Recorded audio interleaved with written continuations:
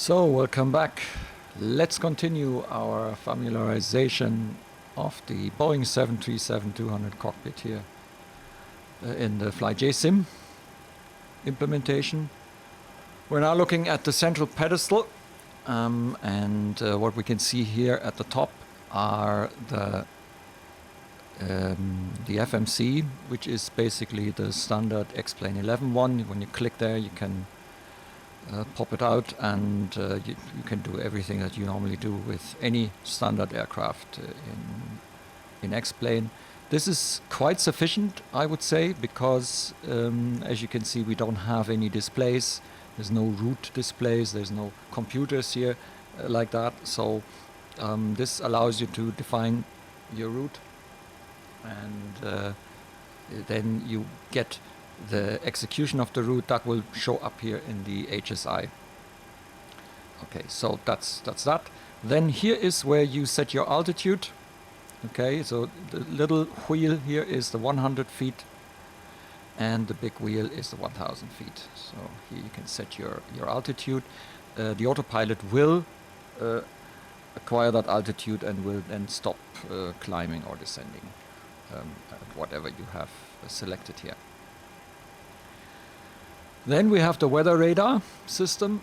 There's a TCAS button. I think when you press this, or when you click this, it may actually show TCAS.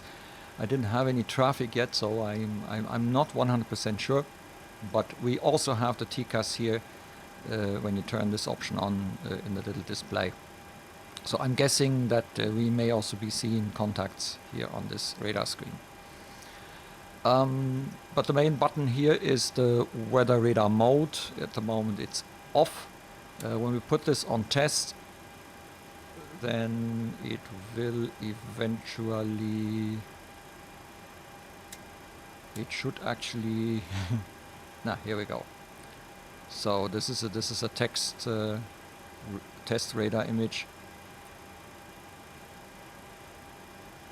Ultimately, this is just a normal XP11 weather radar. Okay, so when we put this on WX, it will replace this image with whatever the weather radar in X-plane produces. Yeah, you can change the range.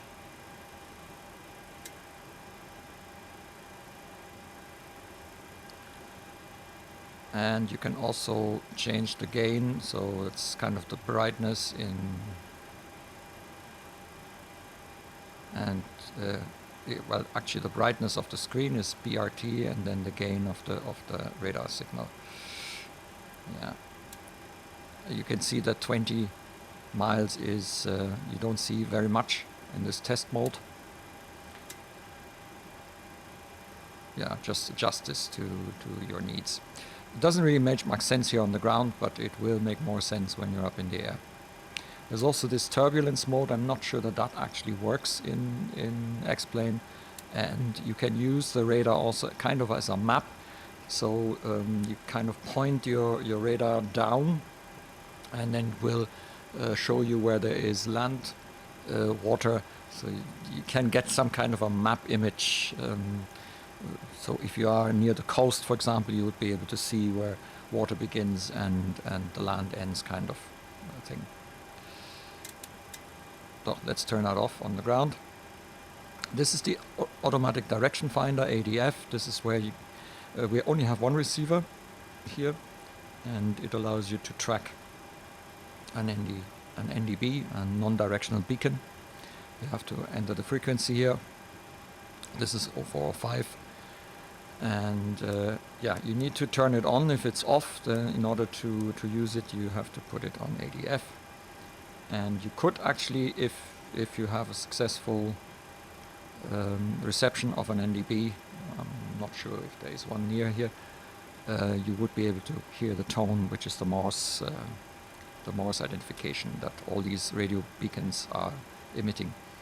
There's also test mode, but that doesn't really do much here in the simulator. So, next is the throttle quadrant. That is pretty typical for Boeings, a bit more tattered and old than what you see in the Zibo.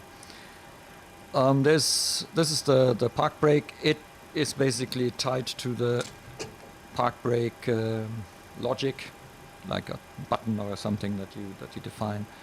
And I have it with hardware, so I have a little switch, and I can turn the switch on or off, and that will automatically switch on or off the parking brake. It actually does work if you press on the brake pedals. Okay, then it disconnects. Because I have it linked with a switch, it will come on again because this is an on-off switch, and while it's in the on position, it will trigger setting the parking brake again. But that's just here, okay, just by me. Normally, if you use, let's say, the respective key that you've programmed, and you set the parking brake, and then you press on one of the brake pedals, it will automatically turn off the parking brake, as it is also in Boeings in general. By the way, if you have calculated your, let me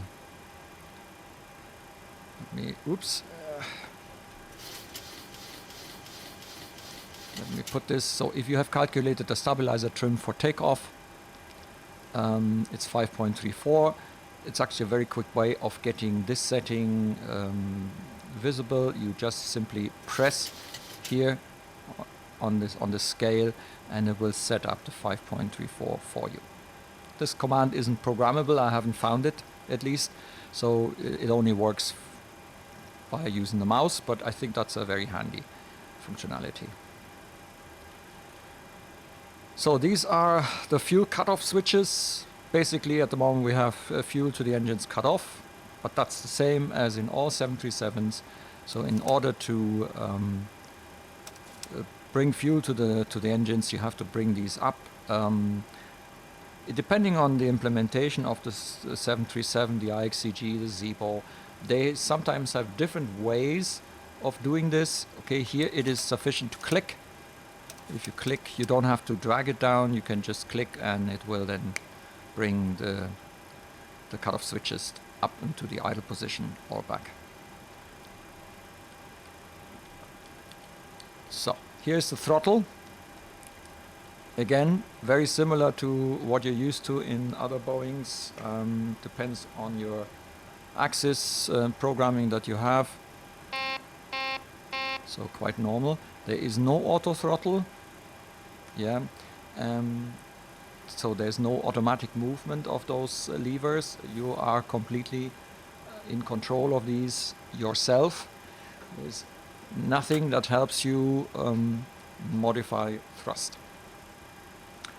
For the reversers, now there are several ways in X-Plane that you can define a button, you can define a key combination that will bring the reversers into full, or you define an axis, and I can show you how I did this here. So if you go here to the throttle axis, I have a response curve, and what I did there is I defined reverse and beta range for that. It took me quite some time, and it depends very much on your joystick. You can try these values that you see here, but chances are that they will not work. And by the way, I only use one axis for the throttle because the potentiometers of this unit here are so different that I'm simply not able to get them in sync to run really parallel. Therefore, I use only one of them, and I created this reverse and beta range. That's something that comes with X-Plane.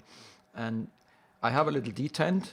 It's a sort of a plastic thing that blocks the lever from going further down. And when I pull the detent, then I can bring it into the reverse range. That works quite well, but you don't have to have something like that. It's sufficient if you define yourself a for example, let's just show you here. If you enter the word reverse, oops, and then you see toggle thrust reverse. So you have two ways of doing this. Either you use the toggle thrust reverse. What happens then is, if you put this on a key or on a button, and you press that button or you press that key, the reversers will go into full. Okay. I have this for aircraft where I can't get this response curve working. There are aircraft where I'm not able to get the reverse mode by response curve. In these cases, I use the throttle thrust reverse, or in other cases, I use the hold thrust reverse at max. That's actually what I'm using mostly because it brings the reverse into full. And when you press it again, it will turn it off again. So you define a key, something like Shift Control R or something like that, and then say hold, and it will hold the reverse until you press it again. Or you say toggle thrust reversers. What happens then is when you then move your throttle levers upward again, it will then go backwards further because you kind of toggle the direction of the reversers. And that means you can actually, you don't have to go full reverse. You can actually use something like idle or half reverse with this aircraft. It's possible. It's up to you how you want to do that. I have managed to get the reverse here into the axis, but that might not work for every aircraft and for every joystick. And you need to have a detent. And most joysticks that you can buy do not have that. I believe that the what's its name, the honeycomb throttle unit, they do not have a detent. They actually have reverse axis, and you can actually define axis separately as reverse. And now you can see that, I just okay. Oh, I have accidentally triggered the toggle replay mode. Very interesting. I'm not sure how I did that. Okay. So the stabilizer trim cutout is something where you can interrupt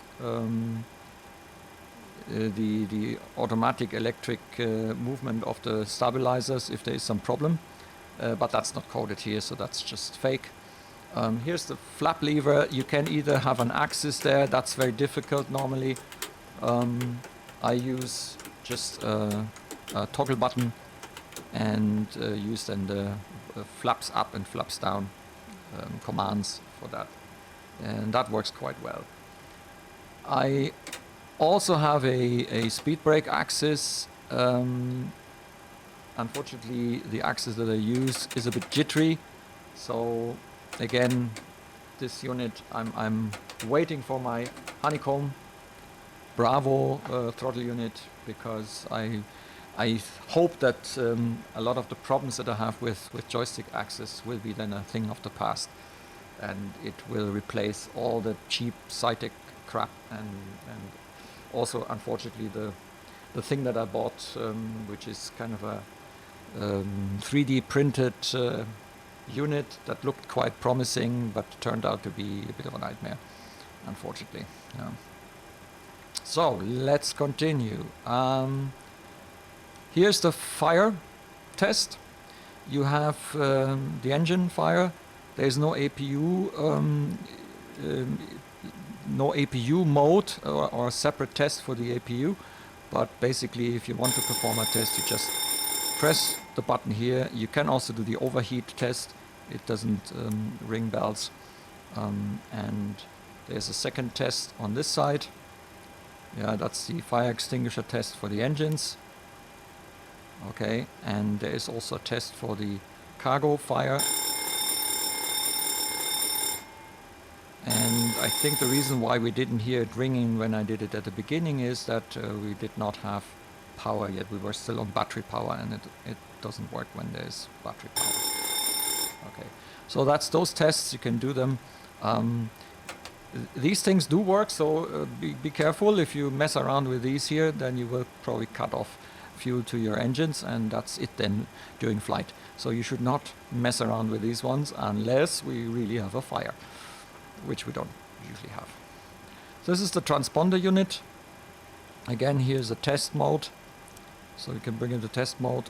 I'm not sure that it does much, at least not that I'm aware of.